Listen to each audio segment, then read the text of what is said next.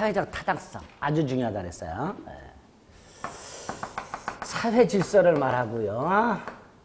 103조 반사회 질서 행위 무효와 104조 불공정한 행위 무효 두 가지가 규정이 되어 있고요.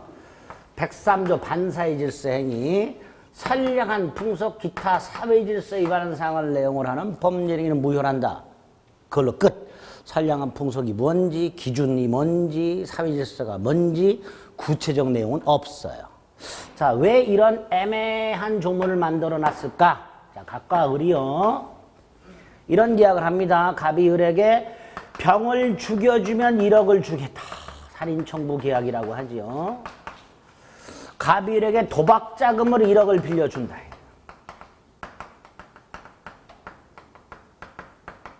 갑이 을과 부첩 계약을 하고 아파트를 사주고 자동차 사주고 생활비를 대주고 뭐 이렇게. 자, 이 세 가지 계약 뭐 목적의 확정성, 적법성은 건너뛰고 가능성은 건너뛰고 적법하냐 이거. 자, 아까 적법이 뭐라 그랬죠? 법을 위반하지 않는 거. 근데 이 법을 위반하지 않는다는 게 두 가지예요. 하나가 법이 있어. 미등기 하지 마라. 그걸 위반하지 않는 거. 여기 하나 있고요. 또 하나가 법 자체가 없어. 그럼 위반할 수도 없죠. 그것도 적법이에요. 왜? 그것도 위반한 건 아니니까. 이게 거기에 해당돼요. 우리 법에 살인청부 계약을 하지 마라. 도박자금 대여 계약을 하지 마라. 부첩 계약을 하지 마라. 하면 무효다. 이런 규정이 없어요. 그걸 다이렉트로 금지하는 규정이 없어요.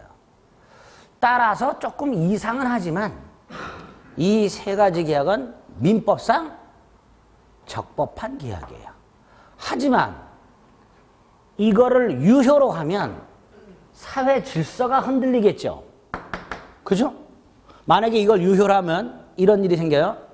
갑이 법원에다가 을이 약속을 안 지킵니다. 병을 안 죽입니다. 병을 죽이라는 판결을 요합니다. 구합니다. 그럼 법원은 판결해 줘야 돼요.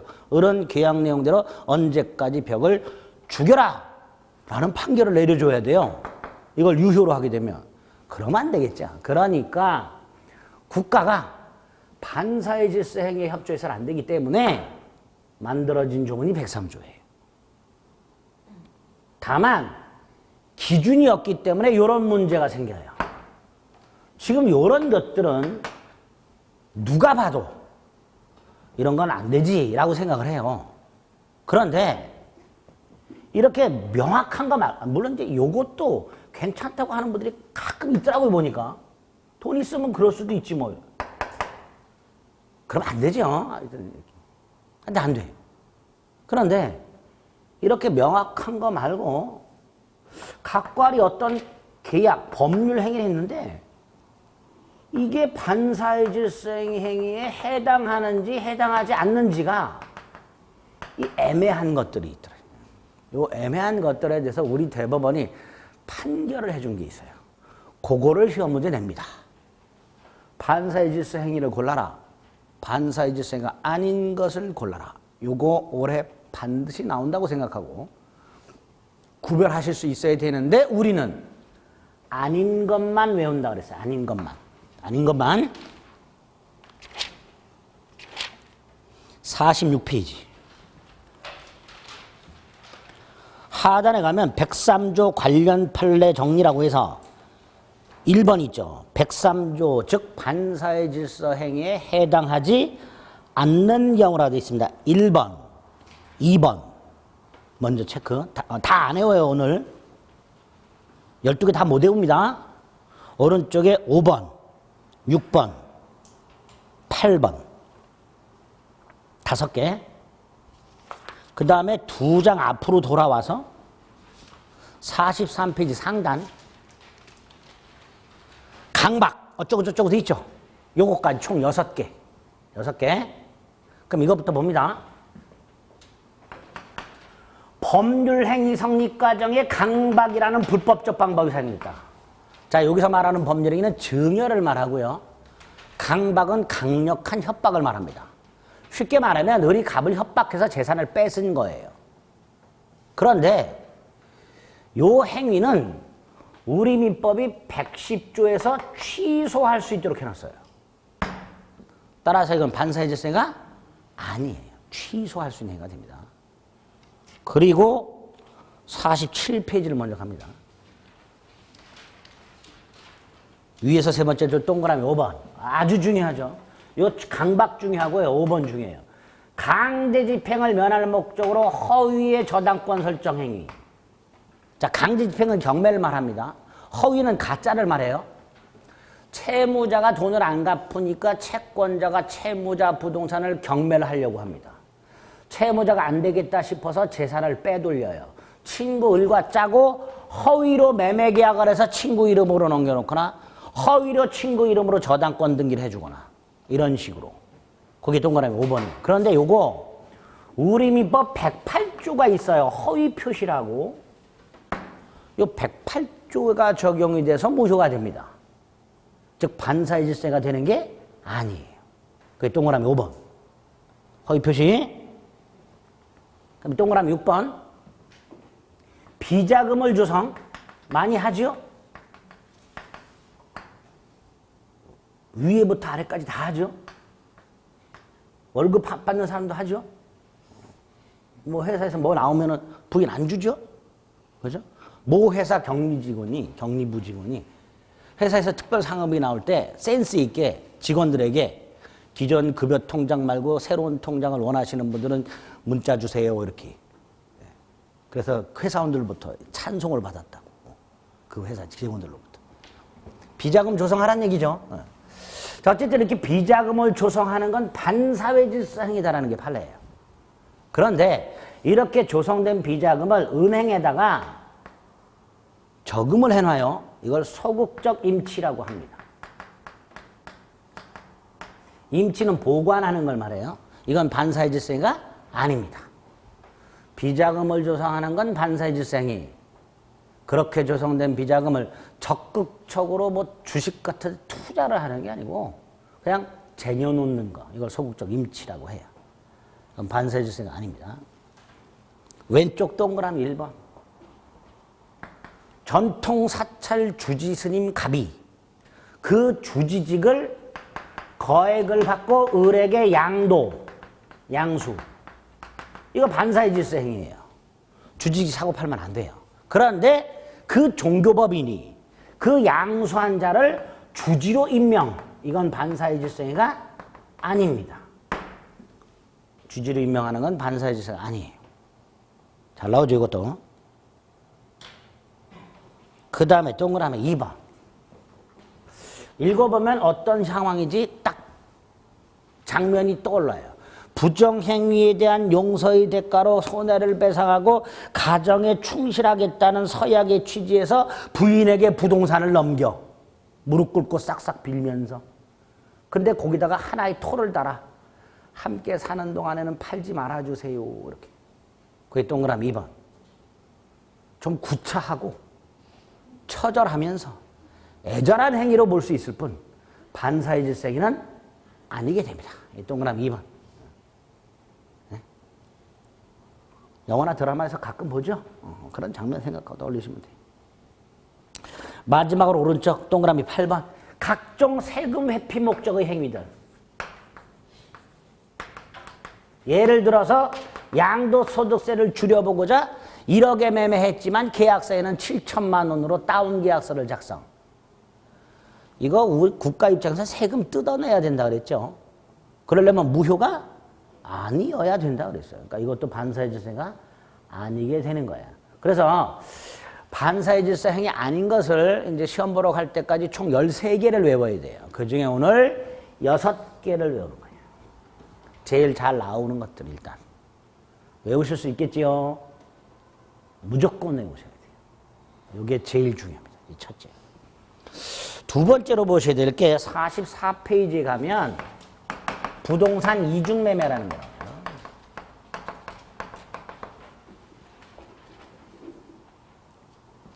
갑이 을에게 101호를 1억을 받고 팔았다.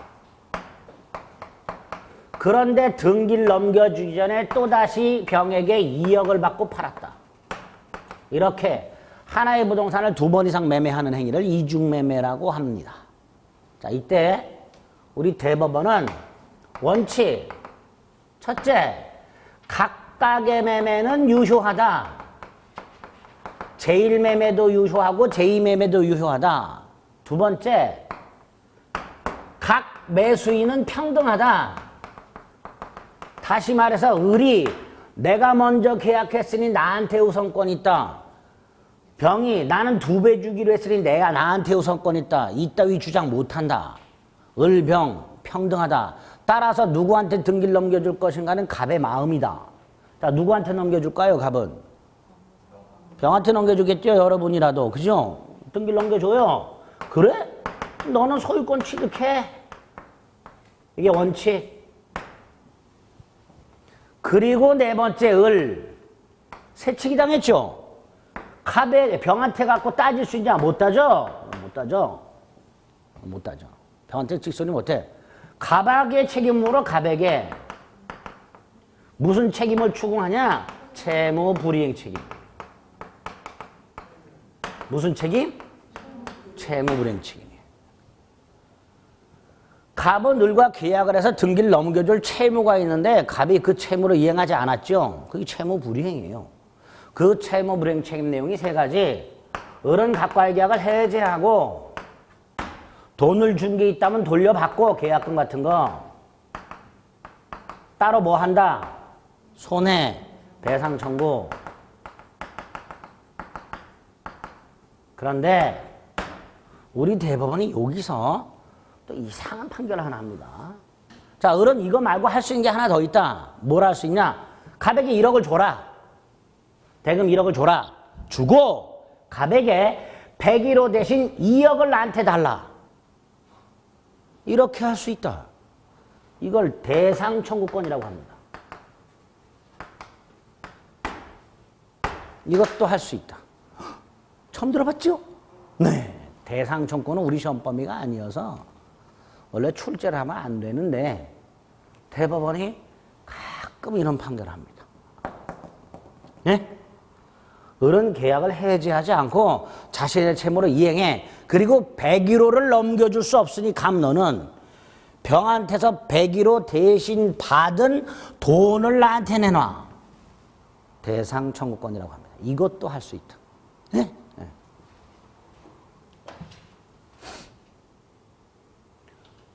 그러지 마시고 들어주세요. 자, 이게 원칙인데 예외. 대법원은 제2매매가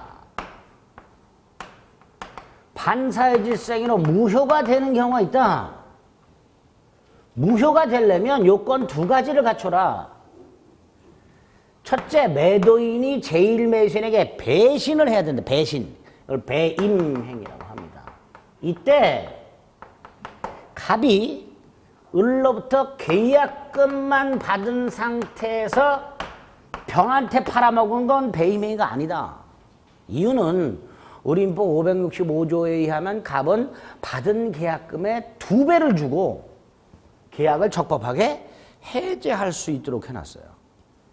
그러니까 갑은 계약금만 받은 상태에서는 2배 주고 해제하면 끝이에요. 얼마든지 다른 사람에게 팔아먹을 수가 있단 말이지. 그러니까 적어도 중도금, 단돈 1원이라도 받은 상태에서 팔았을 때 배임행위가 된다. 그리고 병이 이 배임행위에 적극가담하라.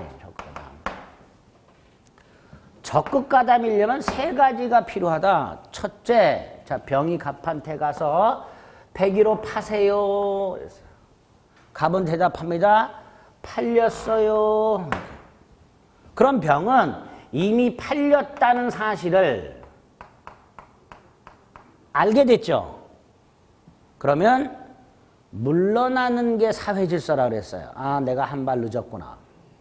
그저께 약국에서 줄 서서 마스크 사려고 했던 60대 아저씨가 자기 앞에서 또 끊어지니까 집에 가서 낫을 가져와가지고 약사를 협박했죠? 숨겨놓은 마스크 내놓으라고?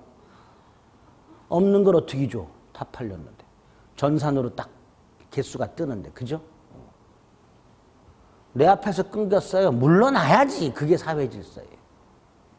근데 그분은 낫을 들고 와서 협박을 했어요. 반사회질서가 돼요. 네? 마찬가지예요. 이 자식. 물러나야 되는데 물러나기는커녕 2배를 줄 테니 나한테 팔아라.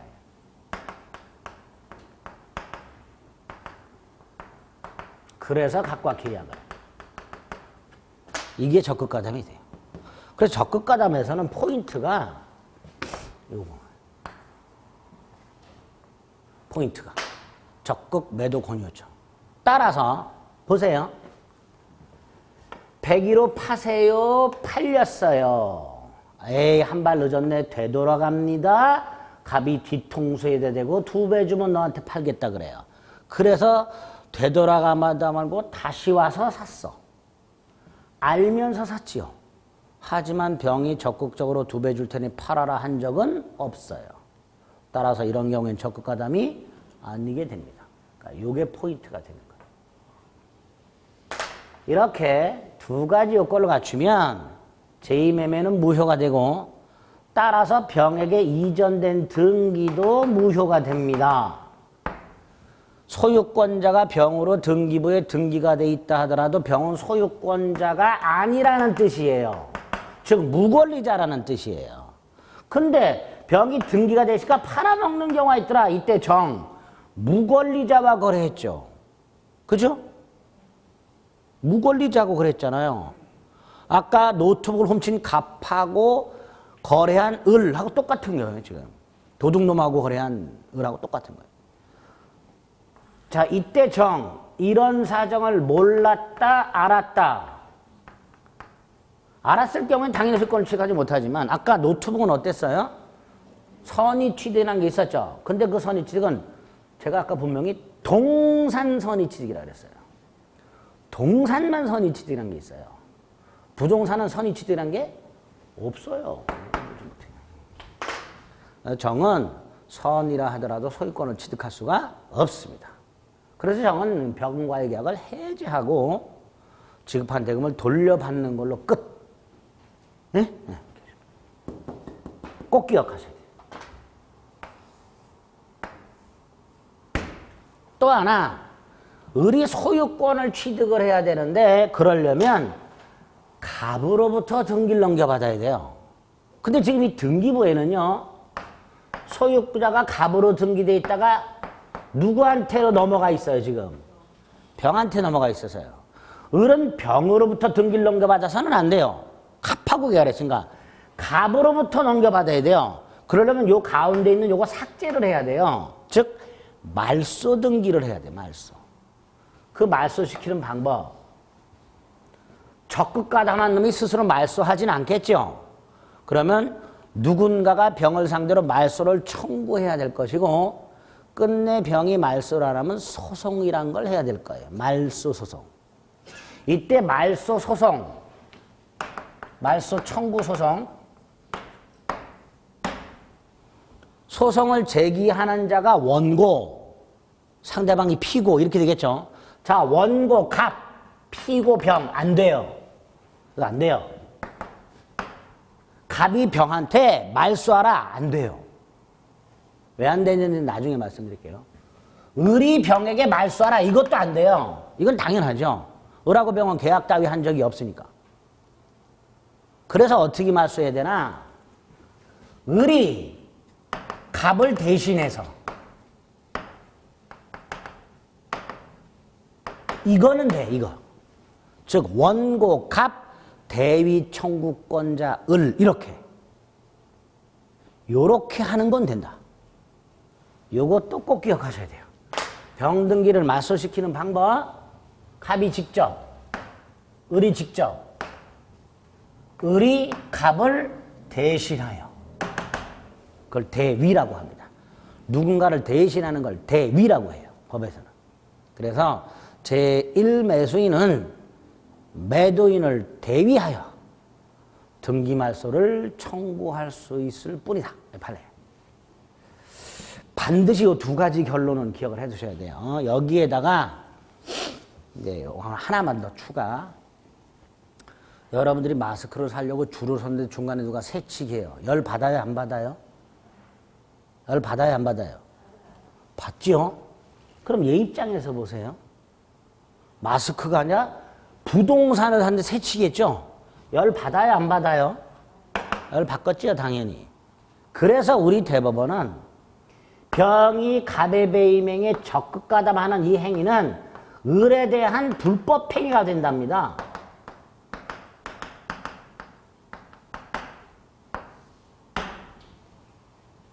병이 적극가담하는 행위는 누구에 대한? 을에 대한 불법 행위. 그리고 우리 민법은 불법 행위가 있을 때 750조에서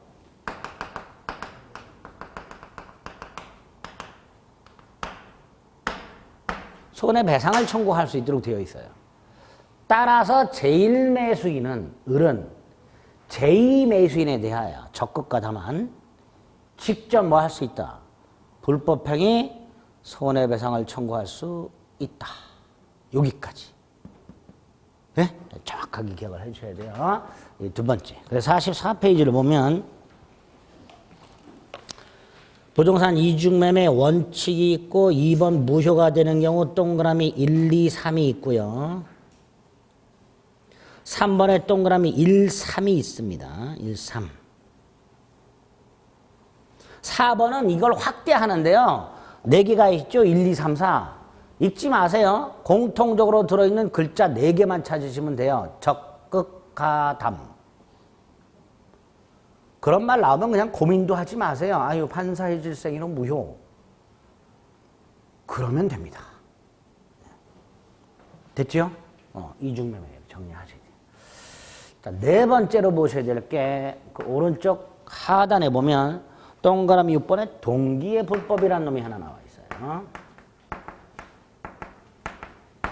자, 이 동기라는 놈은요, 법률 행위를 하는 이유를 말합니다. 여러분이 약국 가서 마스크를 사는 이유, 편의점 가서 음료수를 사는 이유, 네? 마트 가서 두부를 사는 이유, 그 이유가 동기예요. 그런데 여러분들이 어떤 물건을 사거나 팔 때 이유를 밝혀본 적 없고 상대방이 혹시 이유를 물어보더라도 대답해 준 적 없어요. 왜? 법률행위 하는 이유는 그 법률행위의 요소가 아니에요. 이유 몰라도 되는 거예요. 그래서 법률행위의 동기는 법률행위에 아무런 영향을 미치지 않습니다. 이 동기는요, 형법에서는 굉장히 중요해요. 범죄의 동기, 살인의 동기. 그걸 알아내야 범죄자도 쉽게 잡을 수 있고 찾아낼 수 있고 형량도 영향을 미쳐요. 그래서 형법에서는 그 범죄를 저지른 뭐 살인의 동기 이런 게 굉장히 중요한데 민법에서는 동기가 아무 의미가 없는 게 원칙이에요. 그런데 그 동기가 불법한 경우가 있더라. 갑이 을에게 농가주택을 임대했어요. 근데 이게 좀 외졌어요. 자, 을이 이걸 임대하는 이유가 있었어요. 도박장으로 쓰려고. 이게 동기의 불법이에요. 그런데 을은 갑하고 임대차 계약을 하면서 이 동기를 밝혔을까요? 안 밝혔겠죠. 그럼 갑은 모르고 빌려줬겠죠. 차임 받아야죠. 따라서 임대차 계약은 무효가 아니게 됩니다. 그래서 원칙, 유효. 동기가 불법한 행위라 하더라도 원칙적으로 반사의 질서가 아니니까, 즉 동기는 법률행위에 아무런 영향을 주지 않는 게 원칙이니까 그 행위는 유효다 이렇게 됩니다. 다만 을이 갑에게 동기를 표시했어요. 도박장으로 사용할 것이다 이렇게. 그럼 갑은 빌려주면 안 된단 말이죠. 우리 대법원이 봤을 때. 또 을이 표시를 안 했지만 갑이 어찌어찌 알게 됐어요. 마찬가지다. 을이 표시를 했던 을이 표시하지 않았지만 갑이 알게 된 경우 둘 중에 하나. 갑은 빌려주면 된다 안 된다? 안 된다. 근데 빌려줬니? 너 차임 못 받아 이놈아. 무효. 이게 동기의 불법이에요. 표시되거나 알려진 동기가 불법한 경우도 반사의 질서행위에 포함된다. 이렇게 됩니다. 다섯 번째로 오른쪽 45페이지 하단. 반사의 질서행위 효과. 자, 일단 반사의 질서행위라는 게 뭐 무효죠. 예컨대 매매계약이 반사의 질서행위로 무효라면 권리 의무가 발생하지 않으니까 예를 들어 대금 지급 의무 따위는 없지요. 권리 의무가 없으니까. 따라서 아직 대금을 지급하기 전이라면 지급할 필요가 없어요. 그런데 이미 줬네? 주지 않아야 되는데 줬고요. 상대방은 받지 말아야 되는데 받았어요. 그렇죠? 받지 말아야 되는데 받았어요. 이게 부당이득이에요. 받아서는 안 되는 걸 받았어요. 이게 부당이득입니다. 그러니까 원칙이 돌려줘라예요.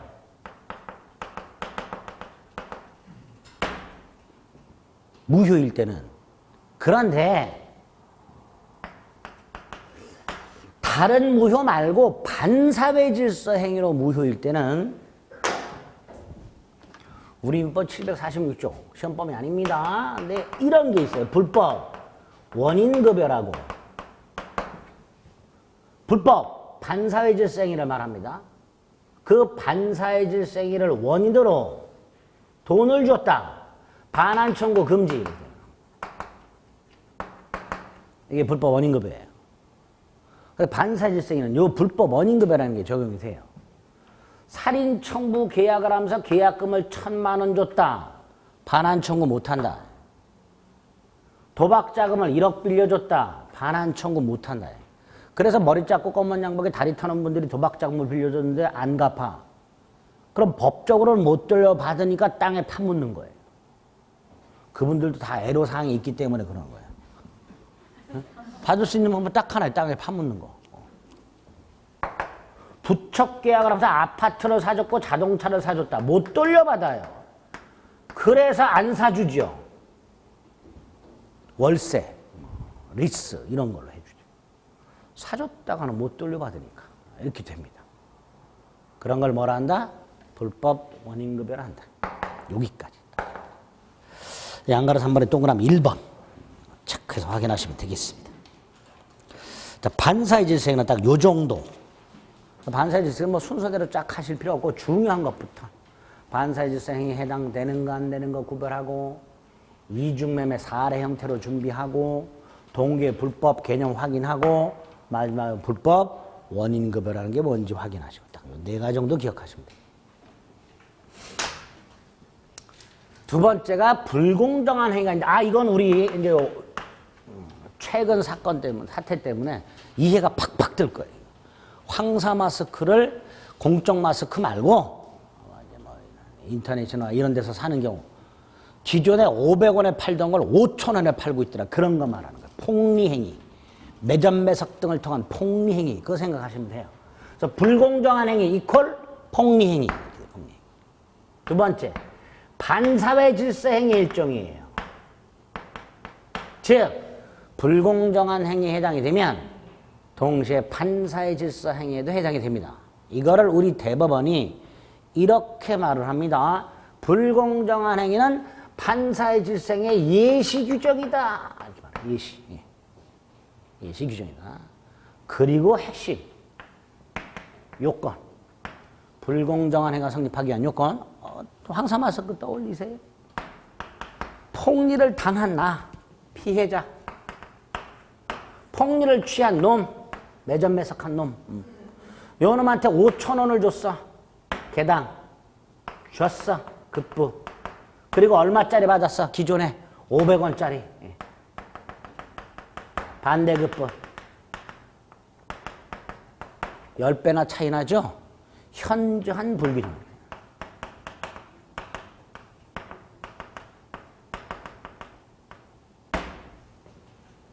피해자와 폭리 취한 놈 사이에 주고받은 게 현저하게 불균형하네. 이때 몇 배 이런 기준은 없어요. 그래서 그때그때 좀 다르긴 해요.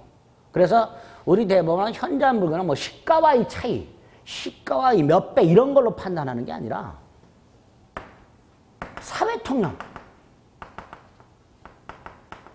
상식, 객관적 가치 이거 가지고 판단해라. 이 폭리를 취하는 사람들은요, 싸가지 없이 이런 얘기하는 경우가 있어요. 지금처럼 이 마스크 수요가 폭발할 때는 5,000원도 싸다고. 나는 지금 10,000원 받고 싶다고. 지가 생각하는 거죠. 지 혼자. 이런 걸 주관적 가치라고 해요. 그 주관적 가치 가지고 판단하는 게 아니에요. 객관적 가치. 그 다음에 계약 당시를 기준으로 판단해요. 이렇게 현재한 불균형은 행위 당시를 기준으로 사회통념, 즉 객관적 가치를 가지고 판단해라. 요거 주관적 가치로 판단하라 라고 최근에 답으로 나온 적이 있어요. 자, 두 번째가 피해를 당한 나, 궁박했거나 사려 깊지 못하거나 경솔, 무경험하거나. 피해자는 궁박, 경솔 또는 무경험, 셋 중에 어느 하나의 상태. 셋 다 필요 없고 셋 중에 어느 하나의 상태. 이렇게. 두 번째, 궁박. 심하게 쫓기는 걸 말해요. 보통 돈에 많이 쫓기죠. 근데 황사 마스크는 돈에 쫓겨요? 아니야. 지금 남아있는 게 집이 2개밖에 없어. 이번 주에 꼭 싸야 돼, 이거. 정신적으로 쫓기죠. 쉽게 말하면 똥끝이 타요. 그게 궁박이야. 정신적, 심리적 궁박을 포함. 경제적, 돈에 쪼들리는 것뿐만 아니라 정신적으로 쫓기는 것도 포함. 경솔은 사려 깊지 못한 걸 말하고요. 자, 무경험. 특정 영역의 경험이 부족한 거냐? 사회 일반 거래 경험이 부족한 거냐?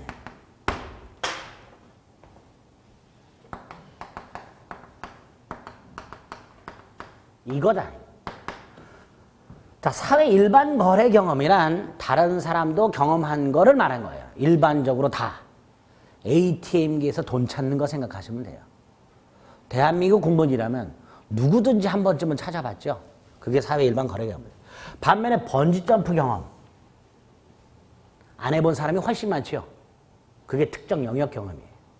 그래서 여기서 말하는 무경험은 그런 특정 영역의 경험 부족을 말하는 게 아니고 사회 일반 거래 경험 부족. 이것도 답으로 나온 적이 있었어요. 어쨌든 피해자는 이렇게 궁박, 경솔 또는 무경험. 셋 중에 하나. 세 번째, 이 폭리자가 피해자의 상태, 궁박, 경솔 또는 뭐 이거 알면서 그걸 이용할 생각을 하고 있습니다. 인터넷에서 황사 마스크를 판매하는 회사들 중에 대부분을 보니까요, 가격을 동결했거나 가격을 낮춘 회사들도 많더라고요, 보니까. 착한 마스크라고. 그 사람들은 대한민국 국민들이 굉장히 쫓기고 있다는 상태를 알면서 도와줄 생각으로 그렇게 하는 거죠. 그건 반사회 질서가 아닌 거예요. 반면에 매점 매석하는 놈들은 이 기회를 이용해서 폭리를 취할 생각을 하는 거예요. 인터뷰 기사 중에 하나가 있었죠. 매점 매석한 사람 중에 하나가 내 인생에 다시 없을 기회다. 이렇게 인터뷰를 한 게 있어요. 모자이크 처리해가지고. 제가 만약에 한 10,000개 정도 쟁여놨다라면 그렇게 했을까? 모르겠어. 저도 자신이 없어. 그랬을 수도 있을 것 같아. 이거나 쟁여놓을걸.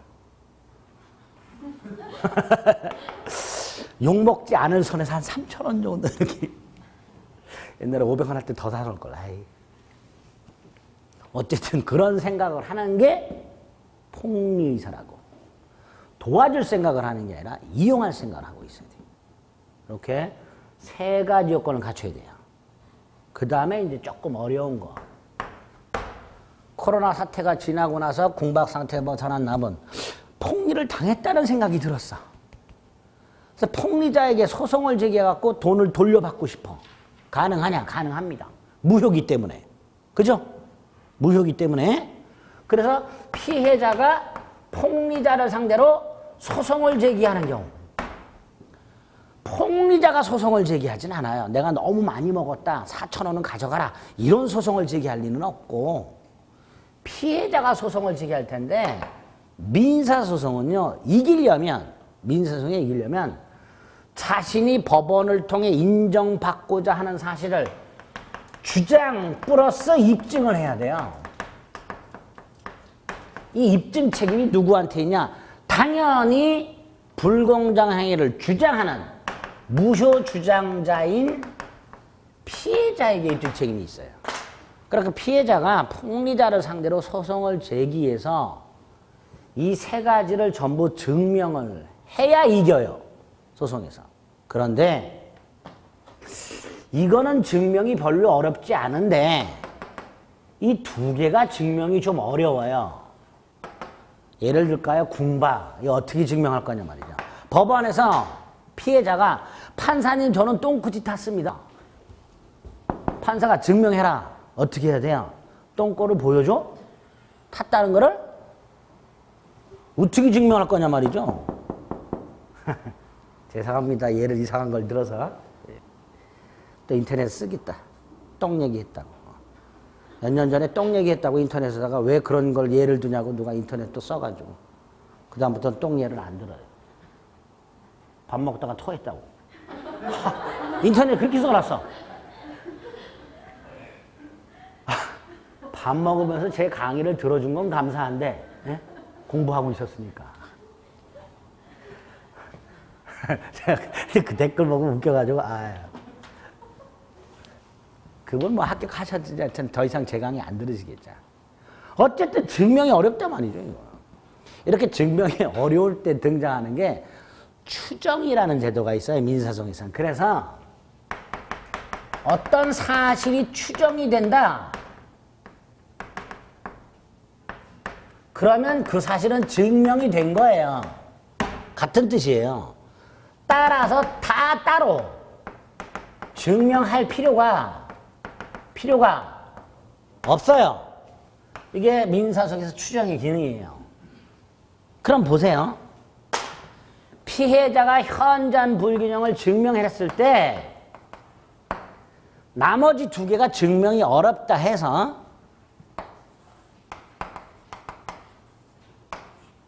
추정을 해주면 피해자는 이것만 증명하면 되죠. 이거하고 이건 따로 증명할 필요가 없을 거예요. 그죠? 그렇잖아요. 그런데 우리 대법원 추정 안 된다고. 현장 불균형을 입증했다 하더라도 공박 따위, 폭리 의사 따위는 추정되지 않는다. 따라서 무효 주장자가 전부 증명해라.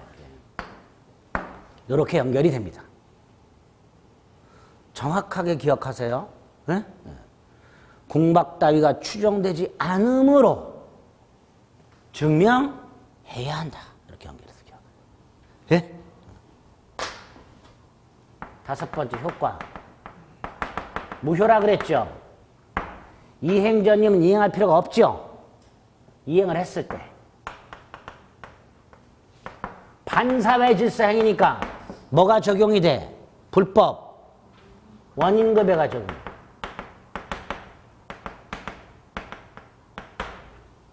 그런데 반사회 질서 행위와는 달리 아까 살인청부계약이나 도박자금 대여계약이나 부첩계약 같은 것들은 계약 당사자 둘 다 불법이죠.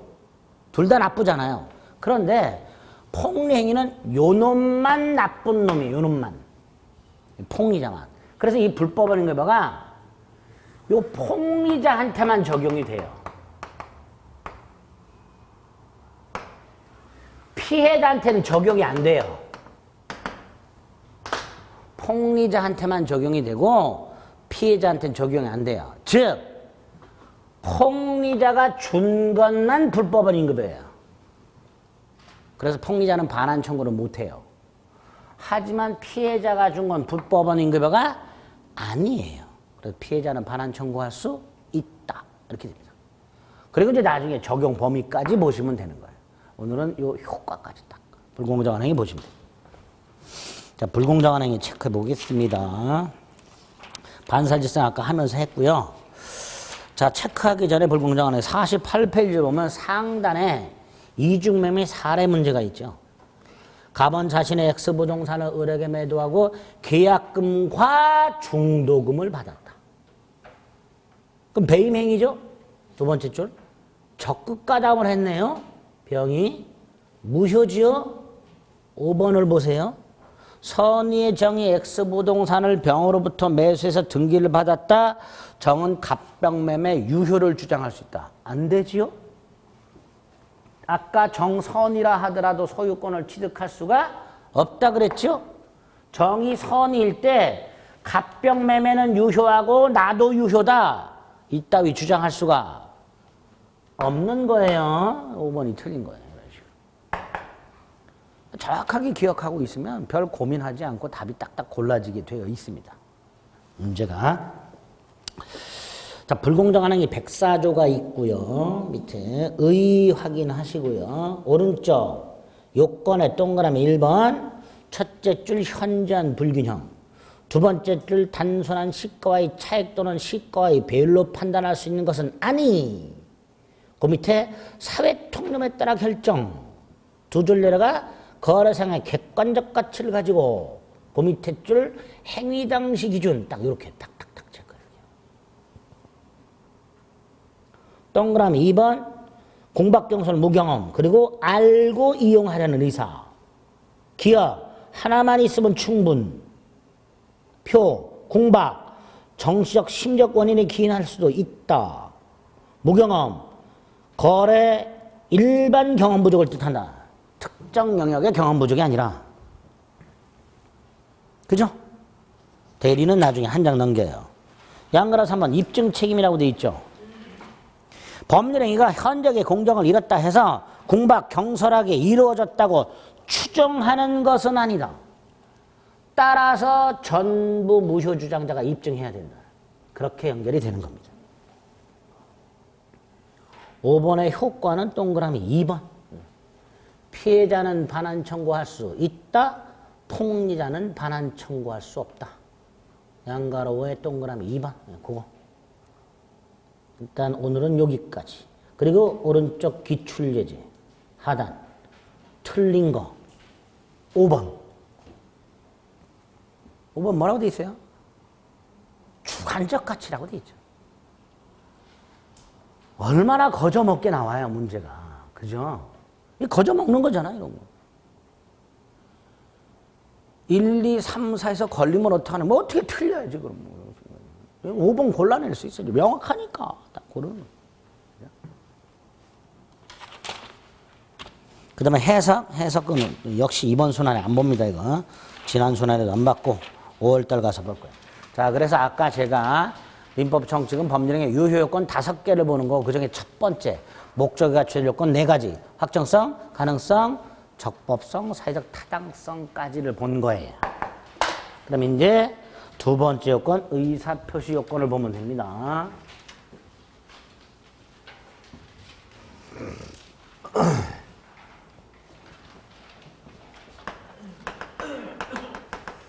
의사표시는 원하는 걸 표시한다 그랬어요. 원하는 걸 표시. 그리고 법률 행위의 필수 요소라 그랬어요. 따라서 이 의사표시가 비정상적이라면 법률 행위도 비정상적일 수밖에 없는 거예요. 그래서 의사표시가 정상적일 것. 이게 법률 행위의 유효 요건이 되는 겁니다. 근데 우리 민법은 정상적인 의사표시를 규정하고 있지는 않고요. 비정상적 의사표시 4가지를 규정해놨어요. 그게 이제 시험 문제 나오는 거예요. 이제 그 비정상적 의사표시 4개를 이렇게 구별합니다. 첫째가 의사하고 표시가 불일치하는 경우. 제가 얼마 전에 편의점 가갖고 편의점 그 판매하시는 분한테 마스크 있어요? 그랬더니 저기 있대요. 웬일이야? 그리고 얼른 갔더니 그 편의점 마스크에 소형 3개하고 검은 거 마스크 2개가 딱 걸려있어요. 그래서 5개를 싹쓸이해서 샀어요. 한 개당 2,500원씩 주고.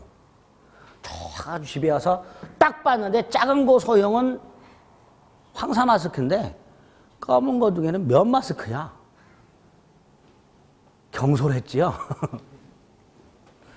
의사는 황사 마스크를 머릿속으로 생각하고 있었는데 결과적으로 계산 때에는 뭘 사겠다고 표시했던 거예요, 제가? 면 마스크. 이런 게 의사표시가 불일치하는 거예요. 제가 원했던 황사 마스크 손에 있어요, 없어요? 없죠. 원했던 걸 손에 못 넣는 거예요. 자, 이때 이 의사표시가 불일치하는 걸 의사의 흠결이라고 합니다. 자, 의사의 흠결이라는 표현을 잘 써요. 우리 대법원은. 또 이렇게도 말을 해요. 이게 좀 어려워요.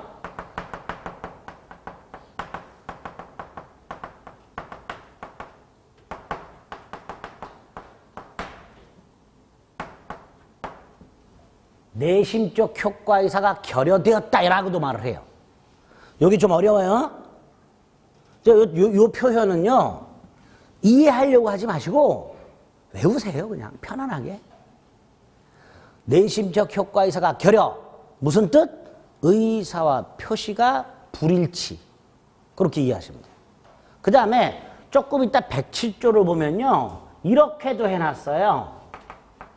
진의 아님. 이렇게도 해놨어요. 다 같은 뜻이에요. 4개밖에 안 되니까. 의사와 표시가 불일치를 뭐라고 한다? 의사의 흠결 또는 내심적 효과의사가 결여 또는 진의 아님. 이렇게 말을 해요. 그리고 이 의사 표시가 불일치한다는 것을 의사를 표시한 사람, 표의자라고 합니다. 그 사람이 알고 있는 경우와 모르고 있는 경우로 나누게 돼요. 둘로. 그리고 알고 있는 경우가 비진이 표시하고 허위 표시가 있고 모르고 있는 게 착오가 있어요. 착오. 아까 저 황사 마스크, 면 마스크 몰랐죠? 착오가 돼요. 그 다음에 의사와 표시는 일치하는데 사기를 당했거나 강력한 협박을 당한 경우, 이거를 사기 강박의 의사표시라고 110조에서 규정을 하고 있고, 싸잡아서 하자가 있는 의사표시라고 해요. 제가 황사 마스크를 사러 갔는데 편의점 사장님이 면 마스크도 바이러스 차단 기능이 있다라고 말을 해요. 그래서 저도 그런가요? 생각을 바꿔요. 면 마스크라도 사야지. 면 마스크 주세요. 일치했죠? 집에 가서 룰루라를 사가지고 인터넷을 검색했더니 차단 기능이 전혀 없어. 그럼 저는 무슨 생각을 할까요? 속았네. 이렇게 되겠죠. 이게 사기. 두 번째, 안 속았어 제가. 그랬더니 갑자기 편의점 사장님이 등 뒤에서 칼을 꺼내가지고 저 2개 남은 거 안 사가면 넌 뒤진다. 너는 이 편의점에서 걸어서 못 나간다며. 협박을 해. 그래서 살아나가기 위해서 샀어. 강박. 정상적일 수는 없죠. 이렇게 의사표시가 불일치하는 경우 3가지와 의사표시가 일치하지만 사기 강박을 당한 경우 하나. 총 4가지 비정상적 의사표시가 있습니다. 이걸 딱 뼈대를 잡고 107조부터 보시면 돼요. 그 내용이 60페이지, 61페이지는 건너뛰고 62페이지 가면 맨 위에 박스가 딱 있어요. 그거 지금 말씀드린 거예요. 그걸 하나하나 보면 됩니다. 자, 107조부터 잠시 쉬었다가 보겠습니다.